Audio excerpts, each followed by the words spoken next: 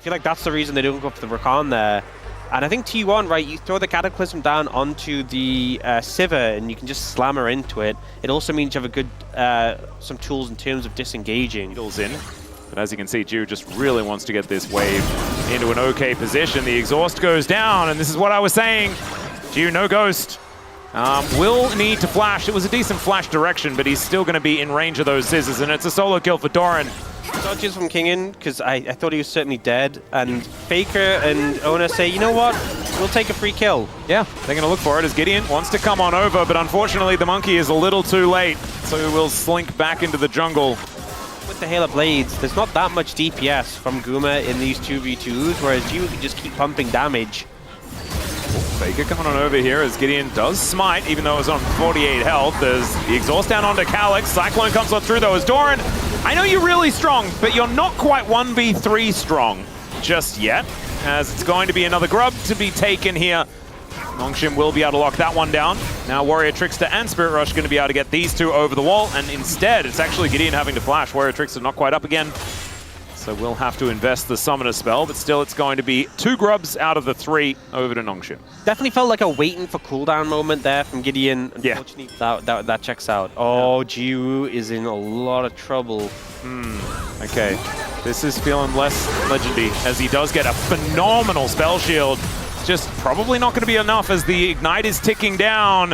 One last tick, not going to be enough. If it is, that's kind of crazy because we needed a fair bit of hindsighting to come up with this as the justification for just not pressing a button in a split-second moment. Yeah. Looked like Nongshim. Oh, sometimes you cancel a back, and perhaps it's not a good move. Sneaky Monkey comes out of the brush, and they are all inside the circle. Gwen is not immune, and sometimes you just continue the channel, you know? Yeah. Greedy for that one extra wave. We've all done it before. And Faker gonna apply some pressure here. Should be able to get this plate. And that's, oh, they actually might find him. Yeah, Lehens is coming down here as Faker can just walk into the Realm Warp, but he was right on top of Lehens. Lehens finds the ulti there as well, buys time for Jiu to make his way back, and Faker ain't flashing out of that one because Lehens was already over the wall, and Jiu grabs himself his first kill of the game. That's Beats of Warfare over to Nongshim as well. As now Calyx with some Foxfire here, and man, Nongshim pulling the vibes back. Yeah, oh, Doran looking for Jiu. Oh. He cancelled it, as of course I think Doran probably would have been able to, and Jiu is well and truly dead yet again.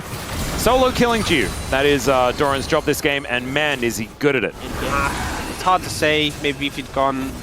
Yeah. Oh, wait. Owner taking a lot of damage here. Lehen's trying to hold on. The carrier just knocks Kingen up into the sky. Heroic Charge comes down, and Doran threads the needle as best he can. Was Kingen trying to get something off the back end, but he's not going to be able to do so. Now Lehens is in an awkward spot. Does get a max range dredge line. I don't know whether this will be getting him to safety, and it doesn't. In fact, so down goes the Nautilus as well. And T1, I mean, it was some steps forward there from Nongshim, but T1 just kind of did some big old leapfrogging and have found another advantage. Yep. Okay, Faker and Gideon fighting one another. Here's a Cyclone. As once more, Jiu going to be able to find a really nice spell shield. Faker having to get himself out of the way here. And the flash follow comes through from Gideon, who picks up a solo kill on the Rise, who is around the red buff. Owner takes a Rift Herald. We're doing things everywhere right now. There is just so much stuff happening. I don't know whether it's good stuff, but it's stuff, and things happening is fun. He's one team. Yes! The other team makes a move in return, and, you know, definitely some question marks here. Include Deaths versus Gwen. He's doing incredibly well. Yeah, he is, you know. Like, actually, he is doing incredibly well. Oh. Kingen having a little bit of a rough time here as the Equalizer will go down just to clear out the wave, but my goodness, that's what it feels like to be hit by the kitchen sink, ladies and gentlemen. Pick the Dragon on the other side, though, but it's a good proactive play for T1. They will get a tower off the back of it as well, and I'm waiting for the moment where something else happens, because usually we get the one play and then the other play on the other side, you know what I mean? The force T1 are going to start it. This is that new 20-minute Baron. This is how you do it. Well, Lehens is going to spot out what's going on here as Keeper's Verdict gets rid of the monkey, and now there is just nothing that Nongshim can really do. The Equalizer comes on through. That is going to be the smite. locked down. Beautifully done here by T1 as there is the knock up onto Doran. Flash out from Lehens, but the Needles are going to follow him. Now Calyx looking for his way forward. Does manage to get the charm onto Calyx here as the Realm Warp trying to get T1 out. Carrier dives forward, wants to just buy some space and he'll get it. Calyx though, throws out the charm, gets some flashes, but not too much more. Faker and Gumayusi having to use those summoners to get out, but like a huge advantage. that is only 4. That's just, it's not very, very good. As all right, bit of a dive here on this top side of the map as Faker could be in trouble, and by could be, I mean definitely is. Calyx tanking up this turret for way too long though, and Faker will just get back to clearing out this wave. So never you mind, they just didn't have the damage, didn't hit enough buttons, and the blue guy is going to be able to walk away. Yeah, he just picked up his Seraphs on his last back, so that extra shield came in really clutch there. Really big on the rise as well, how much mana he has, so able to stave off that dive, and in return, T1 pick up that mid lane.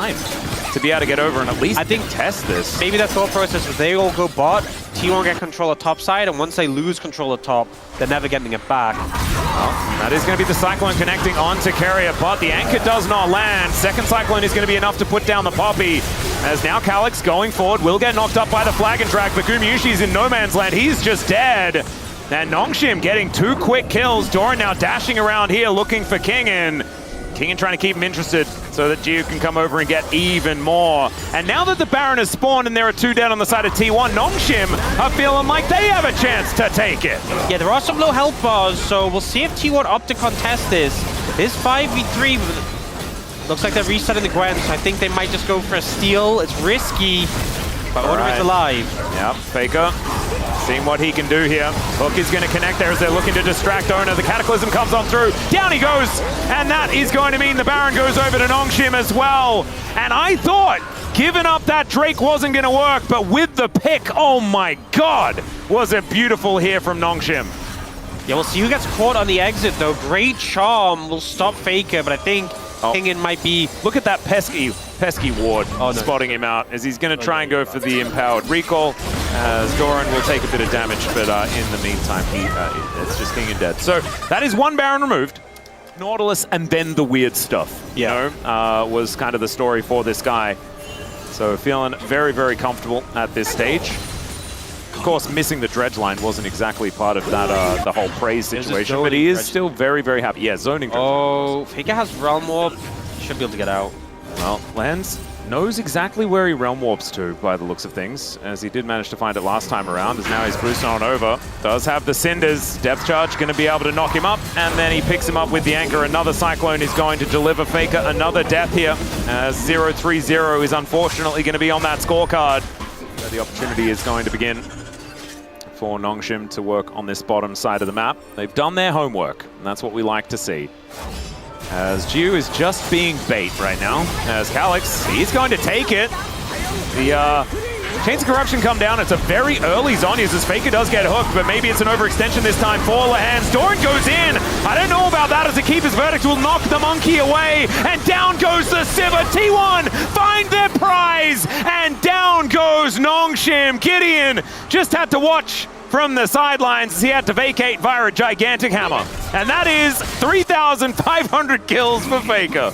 He finds it now, Realm Warping the minions. Looks like they're going to try for the end on the back of that fight. T1, give them an inch, and they'll take a mile. It's only Gideon up to see if he can try and defend 1v5. Yep, Gumayusi going to be tanking that turret, keeps these minions alive, and T1 continuing to push. I mean, it's a little bit dicey. Lehens is up in 2 seconds, but him and Lehens, I don't even know whether they're going to be able to stop this. First Nexus turret does go down. The second one is going to evaporate. There is so much damage. Gideon goes down. Lehens cannot stop it. And there goes the game in the blink of an eye. T1 just say, nah. Yeah, so Nongshim end up with this composition. They have a ton of protection for the center. They're kind of banking on the fact that she'll become this long-range cannon who can just attack from such a distance. It's okay. Kingin going to be running away from both.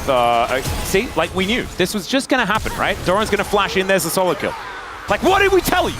It was so obvious. Time to Doran this game. Yeah, to be fair. And it was 2 in the last game. Yeah, I just, you know.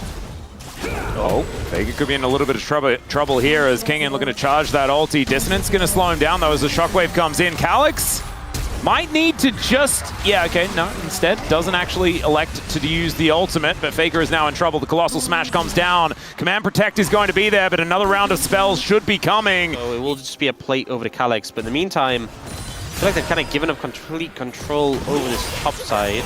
Well, Doran going in against Jiu and Lehens. Another public execution, another possibly dead Jiu here as he does get the Piercing Darkness, keeps himself alive. The Dawning Shadow as the last turret shot comes in, but there are even more bullets on this map, and the curtains have been called on Jiu's life once again. He almost got his revenge, but he just doesn't quite manage to nail it as Calyx not going to be dying just yet either, as Gideon coming on over, gets the flash on in. Heroic entrance, Faker going to get knocked up and probably taken down here as he has no flash and no chance to get out. Gideon will get his first here of the game. Just for the cool noise. Oh, 100%. They're the ones who are like, oh, there's a pedal under the enemy tower. Well, I've got to take it before they get it. Do you remember when Rengar had his Bone Tooth necklace? Yeah. That was my favorite stacking. As Calyx, this is his least favorite moment. Never mind! He's going to turn it around. The Dawning Shadow comes in. Carrier trying to keep Faker alive as the magical journey is unable to be taken by the Metal Ballerina, and Faker just goes down. That turn! Considering Faker's dead, and I think Nongshim agree. Moving over now. Yep. The Catfish does not approve, and there is the flash in from Gideon. Actually, no, it was just a dash in from Gideon. Vision. A lot of vision actually very accurately placed by both teams, meaning that it's a bit of information overload. There is the paranoia though. And Jiu, this time going to be able to move over to his teammates. Devour comes through from Lehens this time, and that will keep him alive. The flash out as Gideon looks for that reset. There is the tongue lash, and down goes the Nocturne. Feats of Warfare alongside it. As, man, that Dustbringer coming out from Gideon was terrifying. Gumayusi going to be able to break those chains, though, many times. The level 11 is hit in unison here between our top laners as Gideon finds Carrier, but Owner is lying in wait. There is the combo as Lehens can just gobble up the Viego. Gumayusi coming on over, Dawning Shadow comes in. The shield is there, and this Tahm Kench is so tanky. Down goes the Viego, though. And the Tahm Kench is just on a silver platter, surrounded by T1 members. And that was not the fight Nongshim were looking for that time, as Kingin had teleported in, and now he is likely to just get sent home in a body bag. Not quite able to flash out of the way, but still having to use everything to just try and escape. And what happened? I'm not really sure on the thought process of that play from Nongshim. There are just so many things wrong with it. They're getting the play out of the way instead of it being a game-losing one at the end. Yeah, something like that. Moved down from Faker, but it just... Maybe they thought that weird. Galio might sometimes be involved. As Kingin has found Owner, he goes all out actually, as Faker will turn up. Kingin will get shockwaved as well, as now he's just possibly in trouble. But he'll get healed up by the Piercing Darkness. Carrier comes over. There is the Tempered Fate. Will connect onto Kingin as he eats a lot of the CC. Redemption going to be doing a fair bit of damage as well, as Owner is sped up by the Dissonance. Man, didn't know that was part of the combo, as they are going to be able to get the stun. There is the public execution as well, and it's Doran that uses that as a way to taxi over to Jiu, who will get shielded up. That is everything that Nongshim had just to keep 3 members alive. Curtain's getting called here, as you can see Gumayusi fishing for it. Lehens will get stopped on the back, and you can see that Jiu is out of range, so no need to worry about that one. Calyx continuing to be in a different lane. Oh, here's the test. Can he get down to the bot lane? All right. Will the drift... Oh, that was cool. Oh! That was gorgeous. There we go. Slick with it. Yep. Can actually provide a magical journey for Faker as well, so that Faker can experience exactly what Carrier just did on that journey to the bottom lane. The police station paying bail money. Yeah. Without being able to actually do anything that they really needed to do, you know? As, all right, Paranoia has been popped here as it's another fight. Doran taking a little bit of damage. The Redemption down here for T1 just to try and keep them alive as Kingin is dead. But Nongshim, not quite... He didn't need to do that. He did not need to do that, but it was sometimes rush of blood to the head. I mean, I remember seeing a similar play to that relatively recently, but that's just a Doran Ambessa. Yeah, you got to take the good with the bad. He was so out. He couldn't have been more out. Yeah, it's gone down, so he's not able to kill it on this wave, but it's basically dead. And you've got Carrier lying in wait and moving over as well. Been up for 30 whole seconds, and it's a little bit late for T1, I feel. Yeah, let's chill. As Shockwave connects onto 2. Atakan down to 50%, teleport in. Here from Doran, the answering teleport is going to result as Calyx can make his way down. There's the Paranoia. Dawning Shadow doing decent damage, actually, as now the Galio comes in. It's a one-man taunt, but it's onto Gumayusi as they do manage to take the Atakan, and the magical journey brings them all out. Follow that! Do never follow that! Instead, it's a heroic play from Lahans that gets over the wall, and it is going to be Carrier that goes down. Abyssal dive here as Lahans. He's like, man, do I have to do everything myself? And the answer is absolutely, and another public execution there for Doran onto himself. Well, they managed to get a couple of kills. I really thought Calyx had just gone to his death there, but you could sense the frustration. You're like, how dare you get away with this, T1? And so he clicks the button, and we all knew. They're so low on HP. It feels so frustrating for them to... Oh, no. Well, Lahens gets a little bit scared, looks to try and dive away. Heroic Entrance is going to be there this time as, my God, he survives for so long. Owner is probably dead here as he looks for a target to try and taxi his way out of the way of, and there is a flash over. Paranoia on top of the Cassante to try and get himself out, but that is not going to work. So Owner will get shut down. The gold still extremely even. Well, they are going to look for Doran. Okay. Well, they are probably just going to kill him as well, as he cannot publicly execute himself out of that one. And Gideon going to be able to lock down the kill. Doran really has had a little bit of a vacation moment towards the end of this particular game. That's going to even out the gold and also give Nongshim an avenue in to fight for this Drake. It's a good pickup. He's down for 30 seconds. He should just be able to take it. T1 decide to let it go, you know. It's only second dragon for Nongshim. They don't have the top lane available. They won't opt to do anything more on the back of this.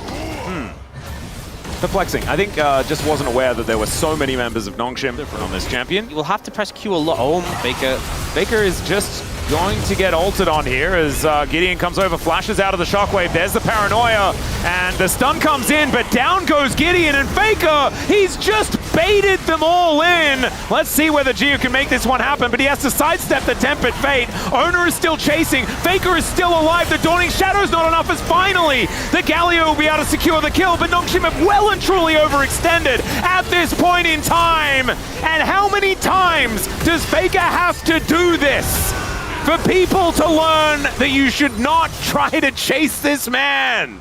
They fell for it. They fell for the bait. They try and collapse on a Faker. They think they have the numbers advantage, but the backup comes in force. And one after another, they fall apart. T1 going to get the Baron. Oh, Calyx. He just kind of walks at them. He's been doing this all game, and it's impressive, the bravery. You know what? That's solidarity. Yeah. He'll die with his team. He will. He did. He did do that. We've got T1 going down relatively low, but they will be able to secure this Baron. If Doran dies to it, that would be very funny. That would be very funny. But it doesn't actually happen. But you know why? Sad. You know why he doesn't die to it? Because only Krugs can kill Doran. Exactly. And this is slowly but surely falling to the wayside here for Nongshim, who, even in this game, there have been moments, right? It has felt, you know, like that rally, you know, the tennis, where the back and forths have been happening, but I feel like the ball is well and truly out of court at this stage for Nongshim. As T1 pushing down with Baron, they are very, very good at using this buff. It's their favorite thing, as we know. And Guma just a few bullets. The last one in the chamber here, as we can see, as he does cleanse. That is a cooldown that they do need to be wary of, but the curtains are going to get called here. And down goes this inhibitor turret. There's the shockwave combo. They find it. The bullet's going to ring true as well. Deadly flourish. My God, Gumayusi. Do not give this man the Jhin or the Varus, and they did both in this series. As Kingan's going to go down, and once again, you might blink and miss it, as T1 will just close out this game number 2. And my goodness, what a week for this team, taking down Gen G, going from strength to strength here with a swift 2-0 over Nongshim, feeling like they're back here in round 3. These were some of the best highlights from today's matchup. Which moment was your favorite? Let me know in the comment section below. This is OP, and I'll see you tomorrow. Take care.